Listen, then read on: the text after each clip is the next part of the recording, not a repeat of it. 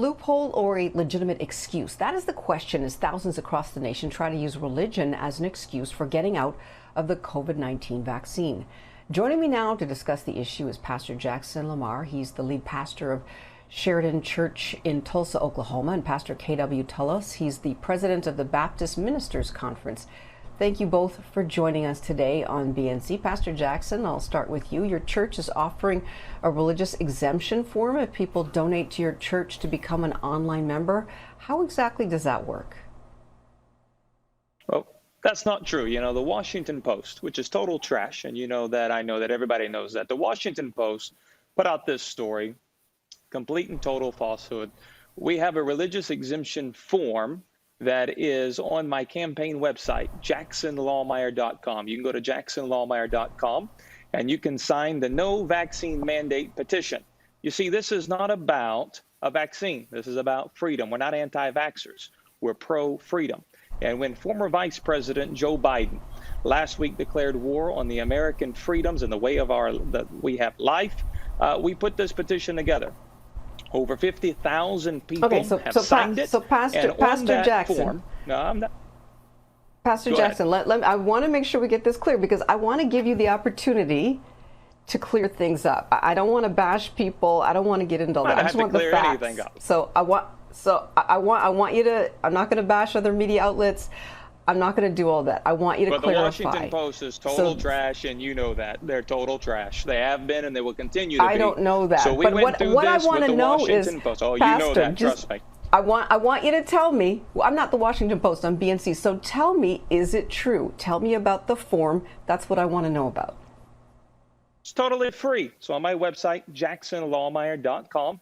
Now you're like, I don't know how to spell Lahmeyer. That's okay. You can go to jacklaw.us, jacklaw.us. It'll redirect you to jacksonlahmeyer.com, and you can download that form totally 100% free. It's totally free. Okay, but the form is free, but then the form is, and like I said, I want to clear this up. And Pastor KW, I know, hang in with me there because I want to make sure that I get this clear and correct. You download the form that is supposed that you're trying to use to say that you don't need the vaccine because of your religious beliefs. So you fill out the form, and then what happens? You use that form and you take it to go to your pastor, your employer. Okay, but how do you know then that person really it's their religious belief? You go to so you take the form and you go to your pastor. You go to your pastor. If your pastor doesn't have the courage or the integrity to sign that, we're providing the form on our website. We tell you to go to your pastor, and on the form, I don't know if you've seen the form, you should have. If you're going to do an interview, you should have done the research. The form, you fill out what's the reason that you do not believe you should be taking this particular vaccine. So you fill that out, and then you take it to your pastor. Your pastor signs it. You take it to your employer. That's how it works. Okay, so again, I just want to make sure we're clarifying this. Pastor KW, hang on, because I want your input on this. But I want to let us hear your words. I believe our producers have pulled up where you talked about this form. If your pastor is not willing to sign it, I will sign it for you. But in order for it to carry some weight, you would need to become a member of my church. Membership is defined of those who attend church or those who are with us online, and they financially support the ministry. So financial support could literally be just $1, whatever that looks like for an individual. Okay, so here's where I want you to clarify, because that came from you. That wasn't from anything I read somewhere. Absolutely. That came I did that from yesterday. You. That was yesterday. And so I just want to clarify. And like I said, that I'm not coming at you. I want to be totally fair. But you just played it. It's pretty clear. Well, let me tell you how people are perceiving this. This is how some people are perceiving this. It sounds like, okay, I don't want to get the vaccine. And produced an article. I'm not the Washington Post. Let me finish. Honestly, I'm not here to attack you. I just want to clarify this. It sounds like to some people that, hey, I don't want to get the vaccine. I want a religious exemption. So all I have to do is go to this pastor and he's going to fill out the form, even though I don't go to that church. And I can literally go right now, become a member of your church, pay my donation become a member of your church and get you to fill this out, and you don't know me, you don't know what my religious beliefs are, so how are you going to handle that if you have people coming to you who are doing this in a deceptive way? I'm not saying that you are. What if somebody's coming to you in a deceptive way and they don't really have the same religious beliefs, and they're using this, but you're not verifying it? They're the ones filling it out. You can't verify. Listen, as a pastor, and the other pastors who are on here, you can tell this. People can say whatever they want. You have people in your churches who go to your churches for years that say they're a Christian. That doesn't mean they're a Christian. Okay, people say things. These individuals, but because they're getting you're getting the incentive of them donating to your church. You're getting the incentive of them donating money to your church to become a member. But, okay, I'm going to let Pastor KW weigh in this. Pastor KW, you're a fellow pastor. What are your thoughts on this? Let me just say, first of all, I'm happy to be here. And secondly, I mean, at the end of the day, I'm a pastor. I'm not a politician. And as a pastor, I want to do what's best for my members. And I want my members to be able to make sure that we move forward in an ethical way. What I'm hearing here today is something you don't bring me your vaccine exemption, because I won't sign it as a pastor here, because there's too many people dying. They can bring it to me. I'll sign it. They can bring it to me. Too many people are dying. Too many people are in hospitals. Too many people are sick, and I believe that's very unethical of Pastor Jack. I didn't ask you. I'm going to let you respond. And I want you to respond to the viewers. Why do you understand why it seems unethical to some people? No, not at all. Listen, we've had 50,000 people in less than 4 days do it, and we're helping people. That's what it's about. You talk about unethical. You're putting people in a position. Well, why can't you do it for free then without making a donation? If you're doing this to help people, why does somebody have to donate to your church? Listen, if you're so caught up on a dollar, that shows where your priorities are. Our membership has been defined for 70 years. I'm not caught up on a dollar, but some people are on the streets and homeless. Financial support is defined as a part of our membership. That has been 70 years. Our church has been around 70 years. That's just the way it is. That's the way our membership is defined. Every church is different. So let me just say that, and they can sign it. Let me just say that at the end, again, when we look at the importance of this vaccination and how many within our community, especially in Tulsa, Oklahoma, here in Los Angeles, California, people are dying, people are sick. And we as pastors, I believe we have the moral obligation to really help encourage that God is the creator of science. He blesses us with doctors. He blesses us with vaccines. And it's very important, if we want our churches to continue to move forward in the spirit of Christ, and if we want to continue to come together as a group of people, we must do whatever we can to get this vaccine. And for Pastor Jack in Tulsa, Oklahoma, to be using this as a political propaganda, I believe is very unethical to the good people of Tulsa, Oklahoma. Again, we have a responsibility to push and let individuals know the importance of this vaccine.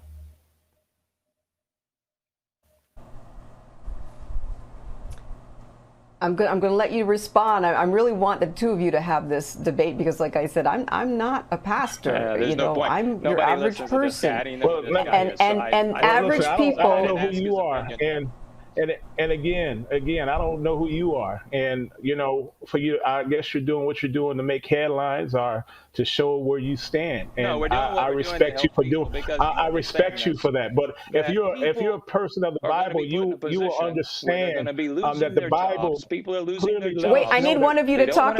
One of you's got to talk at a time. This vaccine is full of SM-102. Graphene oxide, aborted fetal tissue. They don't want to put this in their body. That's their decision. Okay, you don't know what's in that. You can't. If you have research to prove what's in it, you can say that. Yes, we sure do. Time to free America. Pastor, again, I am trying to just get the facts, SM-102, and I don't want to go off on a tangent. Oxide. They derive from aborted fetal tissue. Okay, Christians don't want to put that in their bodies. Pastor, I cannot move forward with you if you don't calm down. SM-102, graphene oxide. Pastor, this is why people get concerned about people who just go off the rails. I'm letting you both have your opportunity to speak. Oh, we're not going off So the I rails. just want you to speak one at a time.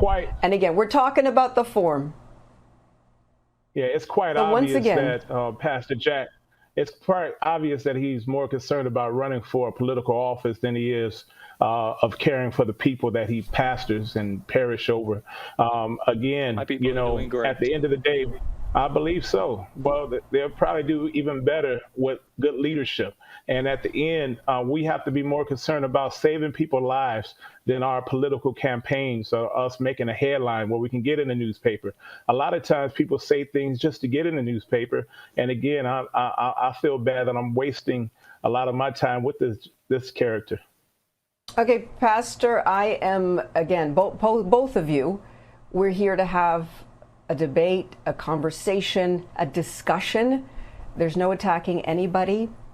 I want to thank you both for joining us, and I hope that we can be productive moving forward. I hope you were able to understand that we want to make sure that our community is getting the information they need. So, gentlemen, thank you both. Meanwhile, Washington is gearing up for tomorrow's scheduled rally in support of jailed rioters from the January 6th insurrection. When we come back, how Capitol Police and others are working to make the city and its landmark more secure for the anti-government gathering. Stay with us. This is BNC.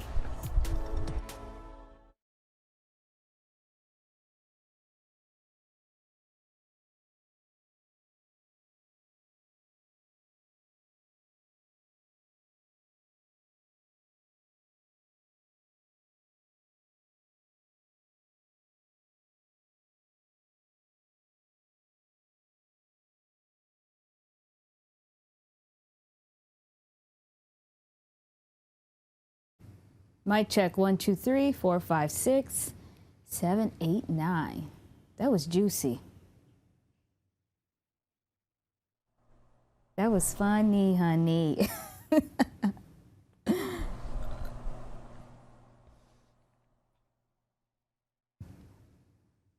Ariana, a friendly voice. Hello. Hi, Laverne. I just know. was put through the ringer. That was funny. I see. Oh, that guy tried to take me down. That was entertaining, though. Yeah, he said, if you're worried about $1, your mind's in the wrong place. Yeah. I had to hold my tongue. You know I did. Yeah, I know. You did good, though. Thanks.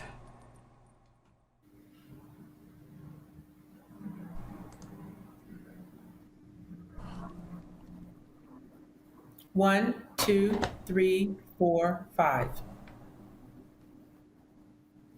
Okay. Sergeant Dorsey, it's Laverne. Can you hear Hi, me? how are you? Yeah, I hear you just fine, and I got my boxing gloves. After that last segment. You heard that, right? Bananas.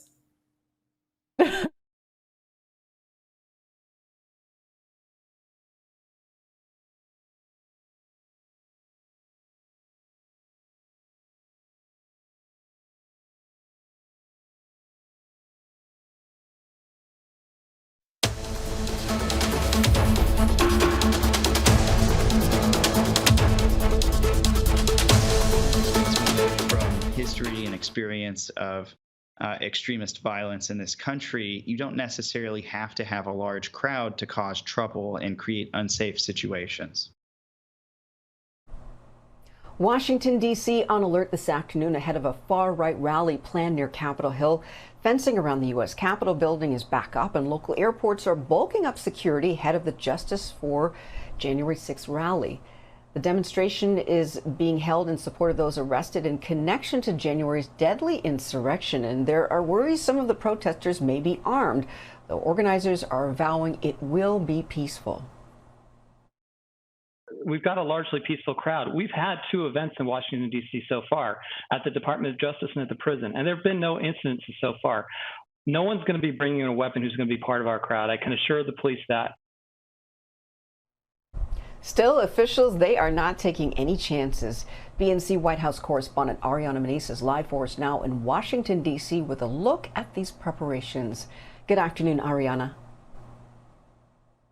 Good afternoon, Laverne. That's correct. Law enforcement, they're not taking any chances as security is ramping up around Washington ahead of Saturday's rally defending people arrested for the insurrection. Law enforcement is prepared for anything and determined to prevent a repeat of January 6th. Now, fencing and barricades went up this week around the Capitol complex, as well as scanning the entire area.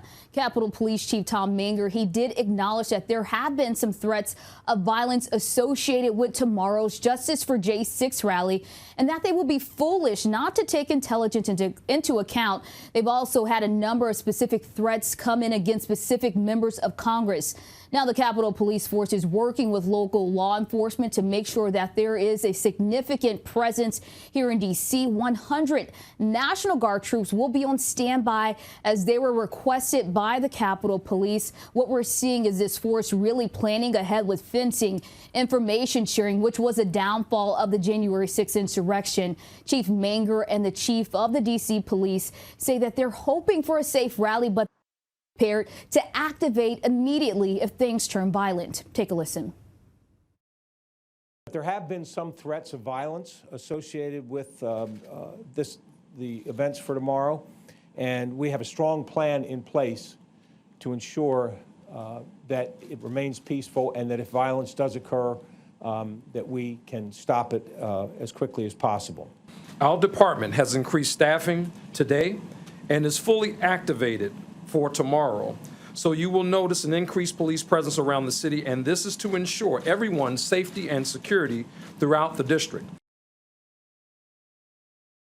Now, adding fuel to tomorrow's rally, former President Trump, he did release a statement claiming that suspects are being prosecuted so unfairly, but no specific mention to this rally. Also, members of Congress have been advised to stay away from Capitol Hill. A few were invited, but all declined. Also, lawmakers, they are in recess during this time. Laverne.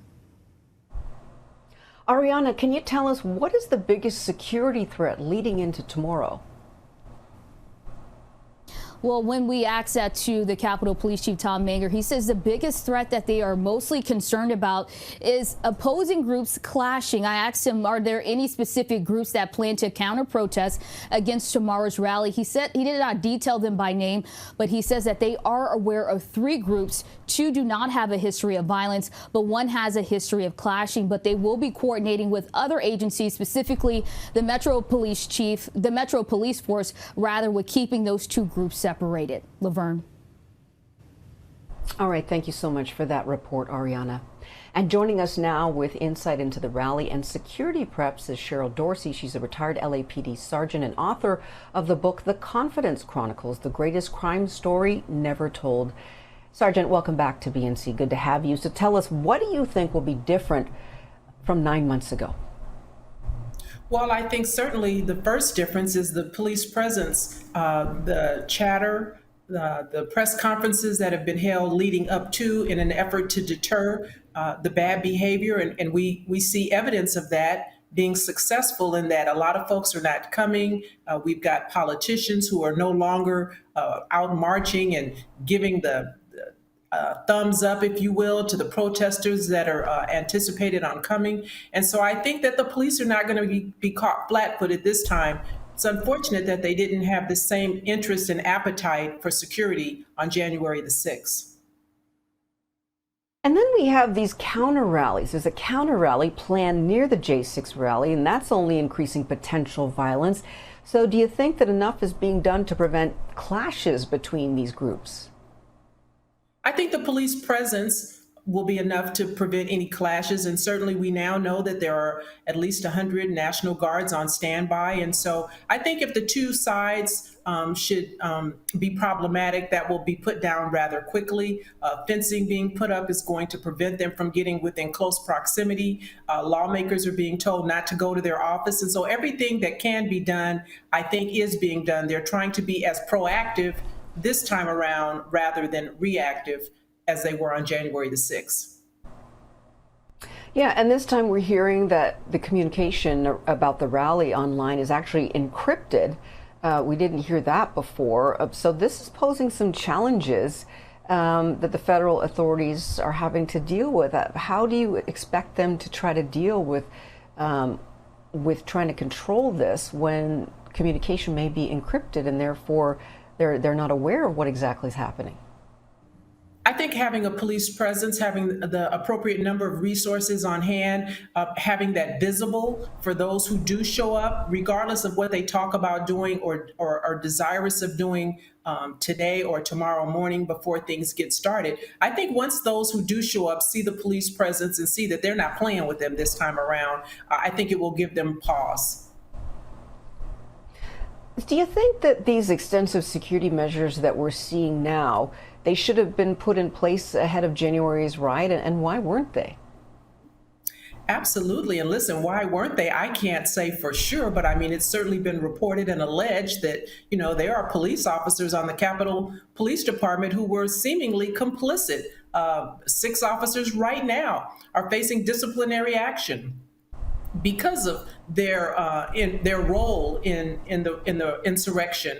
There are many others who couldn't be disciplined because they could not be identified sufficiently as a result of the investigation. And so let's not pretend that there aren't infiltrators on these 18,000 police departments, Capitol State Police being one, of sympathizers, card-carrying Klansmen, those who are like-minded with these insurrectionists. I mean, we saw police officers and firefighters on duty, off duty, and retired in the mix on January 6th.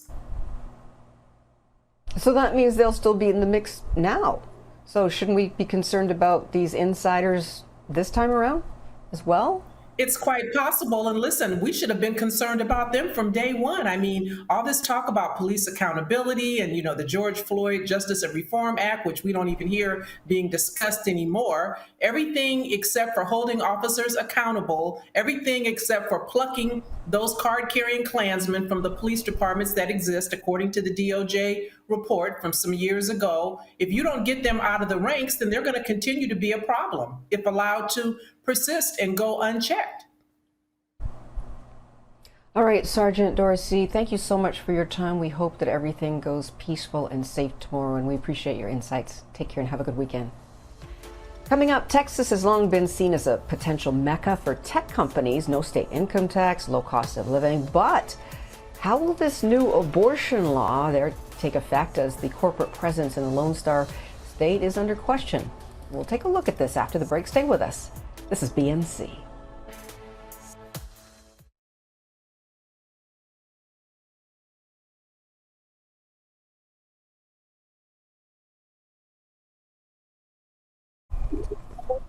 Yes, I can.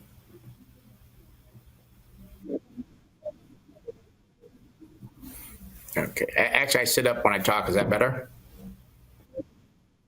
Yeah. I just usually sit back and relax while I'm waiting. Okay. Sure. 1, 2, 3, 4, 5.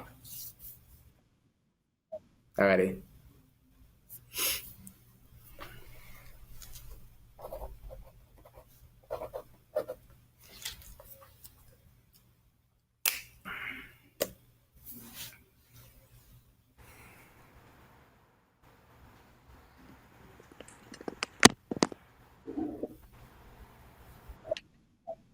Yes, I can.